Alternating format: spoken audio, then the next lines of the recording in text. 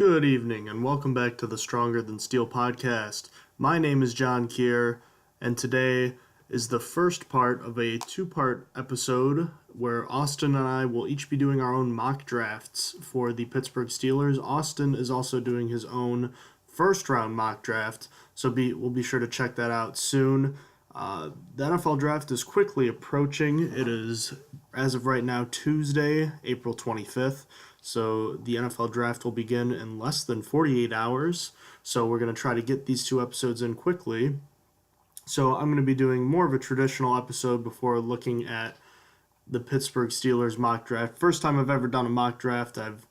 I don't usually care to look into the NFL draft too much because I usually think it's kind of a crapshoot, but because I've had to look at a lot of the prospects this year, I wanted to give it a shot. So before we get into all of that, just going to take a look at some brief NFL news, and that was the fact that Adrian Peterson signed a 2-year, $7 million deal with the New Orleans Saints today. Personally, I think this is kind of a puzzling move for Adrian Peterson. The Saints already have someone who's probably better and someone who is younger in Mark Ingram, who's practically the same player already, if not better. Ingram is a hard physical runner who's probably a better pass receiver and blocker at this time too. I feel like Adrian Peterson chose the highest bidder in the free agent pool because he's concerned about how much time he might have left in the NFL. You could say that he wants to play on a contending team, but the Saints finished 7-9 last season, and Drew Brees doesn't have that many years left, and the defense on the Saints has been a mess for the better part of the last 5 years. So I'm a little confused by the move, but obviously he felt that it was the right fit, so time will tell. In other news, like I said, the NFL draft starts in 2 days. I'm pretty excited about it, and I'm looking forward to seeing who the Steelers get. I'm hoping that it's somebody that Austin and I have looked at, or a majority of the players the Steelers pick are players that Austin and I both looked at, and it's exciting to think that the future stars of the NFL are about to be picked, and I, for one, can't wait for it this year. So moving into some Steelers news, first and foremost, the big news of today was the official reinstatement of Martavis Bryant.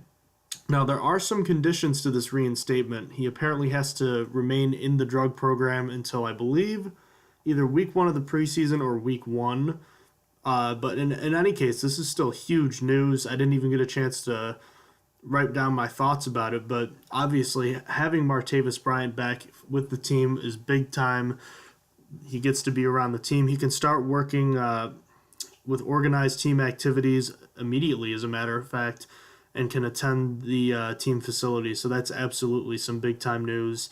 And it gives the Steelers that added weapon that they have been looking for all of last year, and it makes that offense potent again. I believe it's potent is the correct pronunciation, but in any case, now the Steelers have another proven wide receiver opposite Antonio Brown, which is going to help Brown get open more. And assuming he stays out of trouble, maybe that lets guys like Kobe Hamilton, Eli Rogers, and Sammy Coates, along with Ladarius Green and others, to get more work done under the middle without having to worry about being constantly blanketed by other receivers. I think this helps the Steelers' offense in a big way, and it also means that wide receiver isn't an incredibly important position heading into the draft. If the Steelers do pick one, I now anticipate it's going to be a late-round pick. But that was obviously some big news. And then in a press conference where before they had mentioned that the Steelers were proceeding with the mindset that they weren't going to have Bryant, that obviously being a moot point, they also stated that anything that they would get from Senquez Golson from this year on would be considered a bonus. So as far as that goes, for what I take away, it looks like the Steelers have pretty much given up on Golson's potential to become a player on this defense. Unfortunately, injury has taken away each of his first 2 seasons, and he's had barely 2 practices in training camp under his belt. The gun situation at the airport last month, or maybe this month, has put him on thin ice with the team, and this statement from the Steelers tells me that they don't expect him to be an important player on the team this year and beyond. And if he does make it through training camp and he makes it on the 53-man roster, we should be surprised. So that's a little disappointing news. But looking forward to the NFL draft, the Steelers have 8 picks this year. Since they finished with a loss in the AFC Championship game and a better record than the Packers who lost in the NFC Championship game. The Steelers finish with the 30th pick in the NFL draft out of 32. So in rounds 1, 2, 3, 5, 6, and 7, they have the 30th pick overall. So a brief overview of the picks. In round 1, they pick 30th. Round 2, they also pick 30th, 62nd overall. Round 3, they're also 30th at 94 overall. They have a compensatory pick at pick 41 in that round, which is 105 overall. Then in round 4, they have the 29th pick in that draft, which is the 135th overall selection. The 5th round, they have the 30th pick is the 175th overall pick. In the 6th round, they also have the 30th pick, which is the 213th overall selection. And finally, in the 7th round with the 30th pick, they have the 248th overall selection.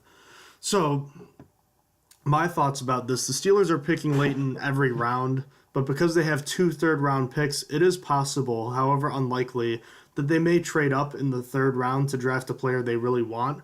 Also, because they pick late in each round of the draft, remember that players who are projected in between rounds, so say a player who's projected a first and or second round selection, could actually be the first round pick for the Steelers, as would be the case with every other round, whether it's a second or third round pick getting picked in the 3rd round. It's also important to mention that some names like Artie Burns came out of nowhere and got picked. Burns was completely off the Steelers' radar until about a week before the draft. And then he wasn't really a popular selection at the time because the Steelers wanted William Jackson III, but the Bengals picked him before the Steelers had a chance, so Burns was the Steelers' first selection last year. So do note that it doesn't always happen where mock drafts decide who the Steelers are going to take. So another thing is to make sure you watch for the Steelers' division rivals to see what they're doing as well. Because all 3 of the Steelers' division rivals pick earlier than the Steelers, what they do will have a good chance of impacting what the Steelers do. And as we mentioned before, Bud Dupree and Ryan Shazier fell to the Steelers even though they were projected to be drafted higher. This could happen with the pass rusher or cornerback this year because of how deep the draft class is. So there's some good potential for a good pick that not only is a skilled player but also fits the Steelers' need. So, getting into my mock draft, we're only going to be looking at the Steelers' picks today, and I'm not going to be including any trades in this mock draft. Even though it's possible, I think it's way too difficult to project a trade of draft picks without knowing who's already been selected before the trade. So, with the first round and the 30th pick in the NFL draft, I have the Steelers taking defensive end / edge rusher TJ Watt out of the University of Wisconsin. And boy, if he manages to fall to the Steelers, I would be very pleased. Normally, I wouldn't expect someone with the pedigree and the ability of TJ Watt to fall to Pittsburgh, but based on the rankings I've seen, he is considered a top 10 edge rusher in the draft with 8 receiving first-round grades. I'm hoping that because the position is so deep this year, the Steelers are going to be able to nab him.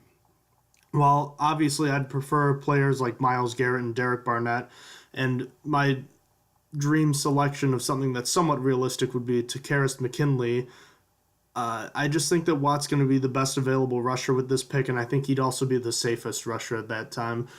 And that isn't a bad thing either. While he's probably never going to be as good as his brother JJ, who's already won 3 Defensive Player of the Year awards, TJ only has 1 good year of college play. Despite all of that, we know that he's a very hard worker, and he has a good frame to work with. We think that he has Pro Bowl potential here, and I think the Steelers do too. He could bring a lot to the table as a pass rusher, and he's also committed to stopping the run, someone who can also play in coverage too, as the Steelers often ask their outside linebackers to do. And he's someone that could step in right away on day 1 and step into the Steelers' outside linebacker rotation. That's something the Steelers desperately need. So moving on to the second pick.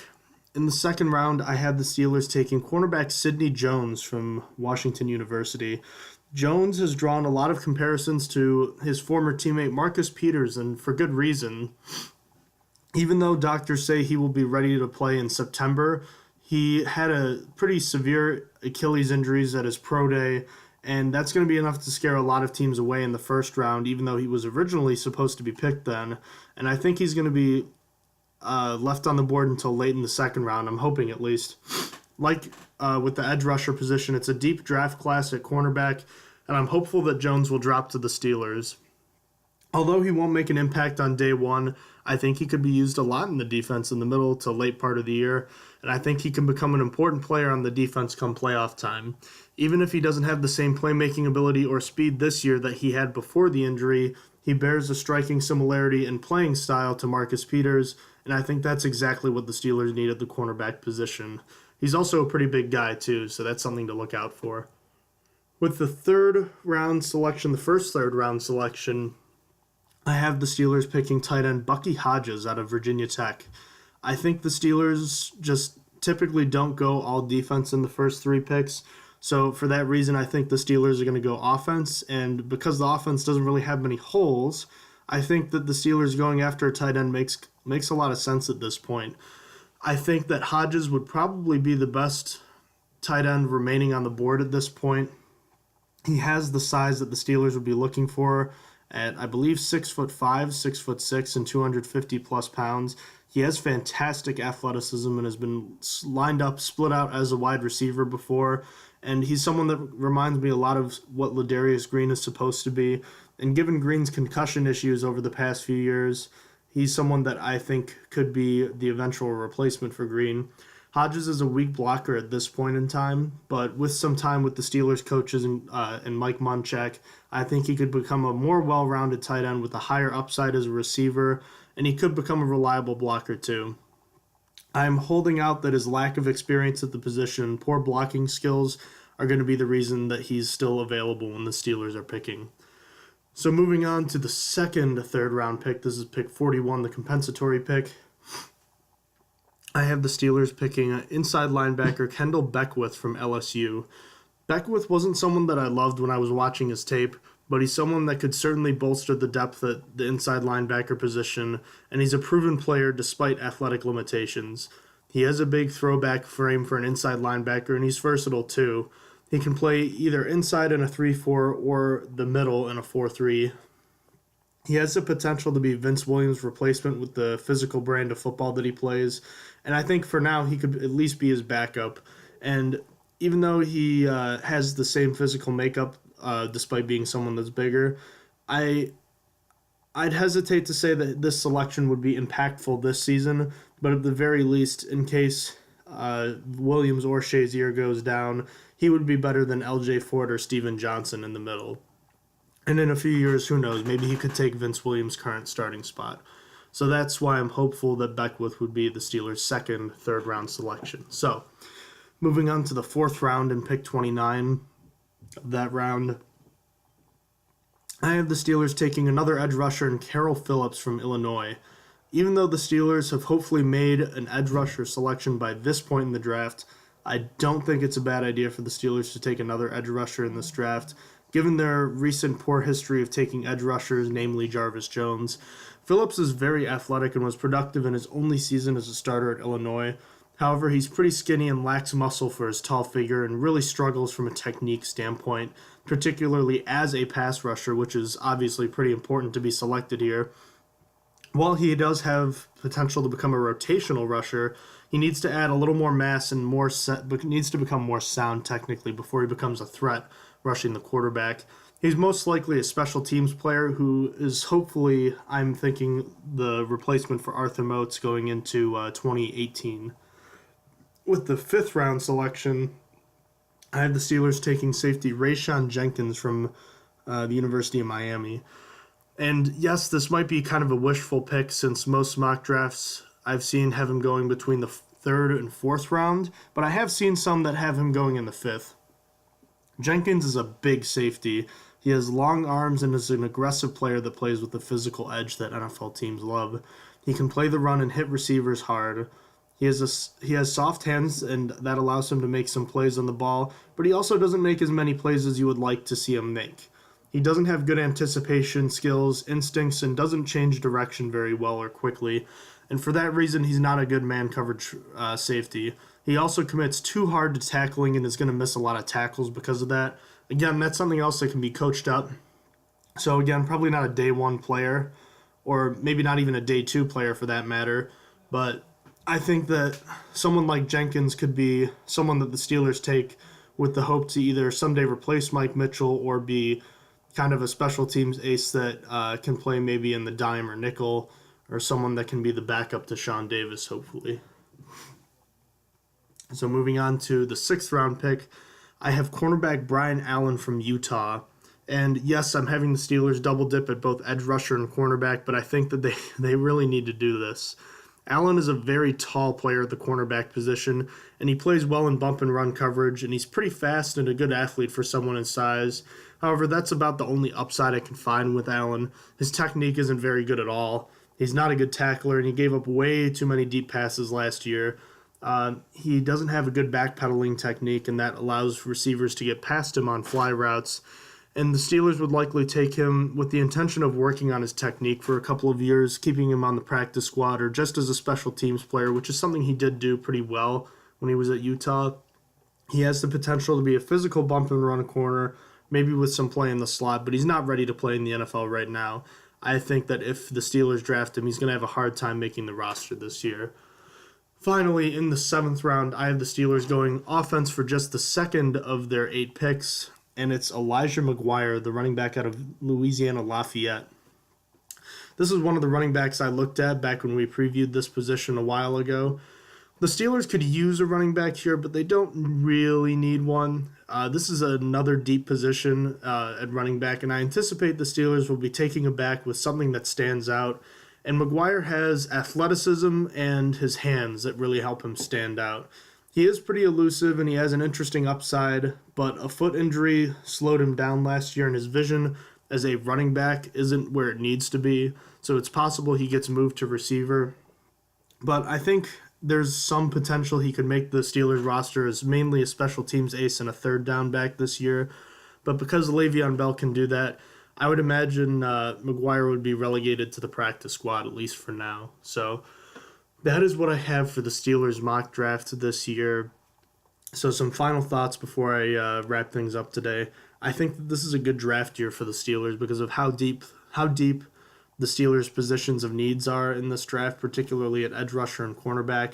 Because of that and the realization of Ben Roethlisberger's career quickly coming to an end, the Steelers know that they have to win now. And that's why I don't expect to see the Steelers picking a quarterback in this draft, and I think we're going to see them double dip at edge and cornerback, if not both. Don't be surprised to see an inside linebacker selection somewhat early within the first 3 rounds as well. And every year, the Steelers do seem to take an offensive or defensive lineman late, like in the 5th to 7th round. So don't be surprised if we see that too. And then back to the quarterbacks. I don't see the point in drafting for a backup quarterback when the Steelers already have Landry Jones for 2 years and Zach Mettenberger. So I think if the Steelers pick a quarterback, I'd be surprised, but I certainly don't think it's going to happen. And if they're not drafting for Roethlisberger's replacement, there really isn't a point because they already have 2 proven backups on the roster already. So that wraps things up for today. If you have any questions about the show or you want to give us some feedback, email us at strongerthansteelpodcast@gmail.com. If you want to check out some Steelers news or you have any questions, want to follow the show, check us out on Twitter at @stronger_steel, on Facebook at Stronger Than Steel Podcast. We post our episodes on SoundCloud and YouTube. We'll be posting this one right away, actually, and we'll bring you some information on draft day, well, I guess all 3 draft days, as far as what the Steelers are doing and our instant reactions to it. So please stay tuned, Steelers Nation, and have a great night.